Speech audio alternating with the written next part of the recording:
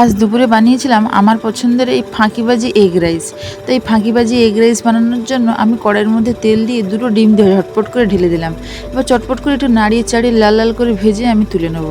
এবার তুলে নিয়ে আমি কড়াইয়ের মধ্যে আবারও সামান্য একটু তেল দিয়ে ওর মধ্যে রসুন কুচি, কাঁচা লঙ্কা কুচি, পেঁয়াজ কুচি দিয়ে দিলাম। দিয়ে আবারও একটু নাড়াচাড়া করতেই থাকতে হবে, নাড়াচাড়া না করলে তো রান্না হবেই না। এবার নুন দিয়ে দিলাম। নুন দিয়ে আমি এর মধ্যে গাজরগুলো দিয়ে দিলাম। গাজরগুলো দিয়ে আমি ভালো করে ভেজে নেবো এবার গাজরগুলো, যতক্ষণ গাজরগুলো সেদ্ধ না হয়ে যায়। এই যে গাজরগুলো সেদ্ধ হয়ে গেছে, এবার আমি এর মধ্যে কাজু আর কিশমিশ দিয়ে দিলাম। কিশমিশ আর কাজু দিতেই হবে, না হলে ফ্রাইড রাইসটা খাওয়াই যায় না।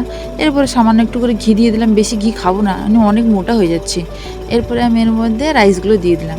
দিয়ে এবার একটু ভালো করে নাড়াচাড়া করে নেবো। নাড়াচাড়া করে নিয়ে আমি এর মধ্যে একে একে সব মশলা দিয়ে দিচ্ছি। নুন দিয়ে দিলাম, এরপরে আমি রাইসের মশলা দিয়ে দিলাম একটুখানি, তারপরে আমি ডিম ভাজাগুলো দিয়ে দিলাম।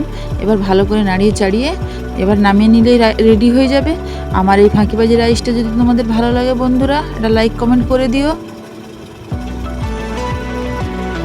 অবশ্যই অবশ্যই একবার বাড়িতে বানিয়েই খেয়ে দেখবে।